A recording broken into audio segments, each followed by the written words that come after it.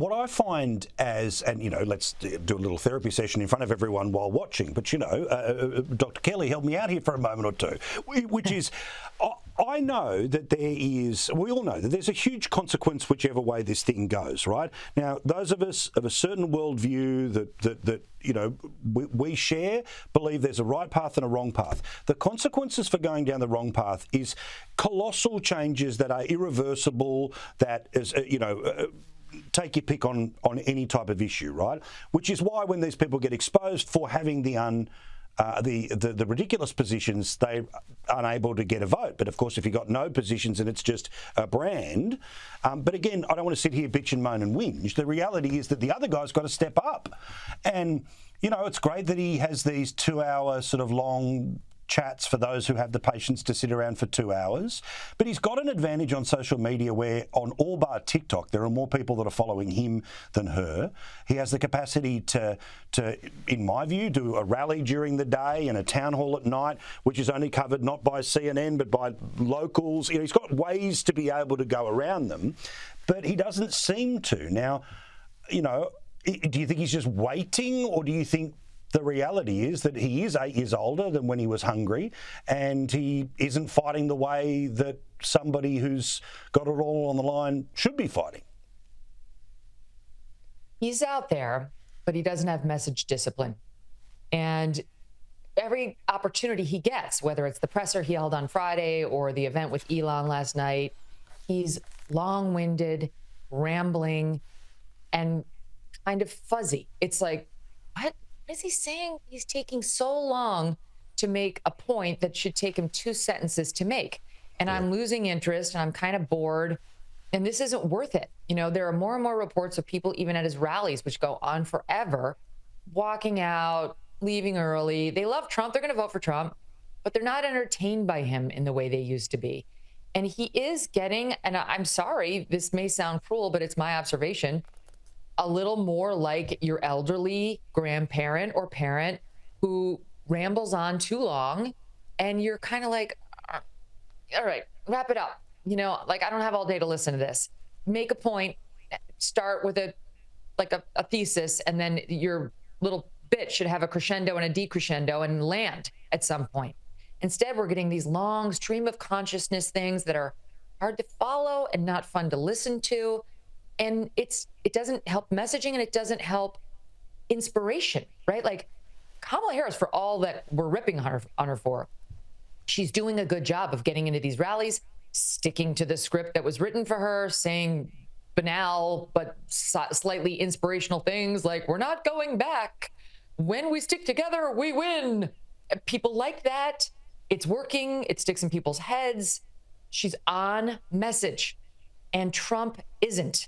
It's the old, how do you solve a problem like Maria, except in this case, he's Maria.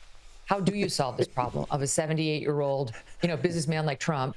To get him on message, he feels like he has the right to say what he wants, and he feels like he knows better, and he's got a history that tells him he does. But what happens when that history doesn't match the present-day reality of the world and of you? The other one here is that at the Democratic convention that'll be in the next little while, there's going to be a farewell night for Joe Biden where everyone will stand and give him a round of applause. He, of course, was very plausibly accused of sexual assault. You're the one who did the interview with the woman who accused him of that. But the Democrats, of course, Trump's the predator. Then there'll be Bill Clinton, and he'll be there on one of those nights, and we all know about everything in his past all the way through to Epstein Island. Yet he will get a standing ovation. Do these people not understand that we can see their double standard, which is why when they attempt to throw it back at Trump, it doesn't hurt the way they think it does? They don't care. They don't care. Bill Clinton is an icon in their world. So is Hillary. So is Joe, because he passed the torch, so willingly and certainly not under pressure. They control everything. They control the media, obviously. They control Hollywood. They control sports. They control big corporate America. They control the academy, colleges and the academics. And so they will, just very Orwellian, tell us how we're supposed to feel about Bill Clinton, that those women were trailer park losers who made up terrible stories about this wonderful president, that Joe Biden didn't touch Tara Reade, and she's just a bitter, bankrupt, poor loser, not like, these elite, wonderful men who we're supposed to look up to. Scranton Joe, just one of us who made it all the way to the presidency. Down home Barack Obama, despite his Harvard undergrad and law degree, who's really just one of us.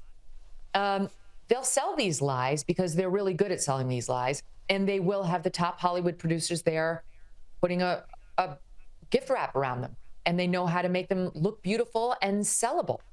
And most people, back to the original point of this discussion tonight, who are living their lives, my imaginary viewer, Madge, who owns a farm in Iowa. She's out there all day. And probably a firearm. Tending to her, maybe a firearm too. Yeah. And she's tending to her animals and to her farm and to her crops and what have you, and her kids. And she doesn't sit around watching the news all day. And she doesn't get to listen to the news all day. And she comes home and she catches a little bit of the news on the night and ideally tunes into the MK show and gets to know Paul Murray and people who will speak sense to her, but not enough necessarily for her to be able to separate all the wheat from the chaff. And all the other inputs in her life will be a very different message, to where at best, the right side of the country can hope that she's confused, right? At best, actual mental clarity on all these issues requires true paying attention, because the subterfuge is so deep and everywhere. So it's just the odds have always been stacked against the Republicans, but they've never been so lopsided as they are now. And on top of all of that, there's a very unlikable candidate. I realize Trump's people love Trump, and I'm highly entertained by Trump, but he's not liked by the country writ large. And he's never been able to crack really even high 40s unlikability and approval rate, because his negatives are so high. The one advantage he had up until 3 weeks ago was so are Joe Biden's. And you'd always have to say that. Trump's negative is very high, but so are Joe Biden's. And now that's changed. Her favorability rating is through the roof compared to his. There was actually just a poll that came out, it's an outlier, that people trust her more on the economy. Yeah, I can't. This is nonsense. This is. Yeah, I know. Please. But that's the media. That's all the media.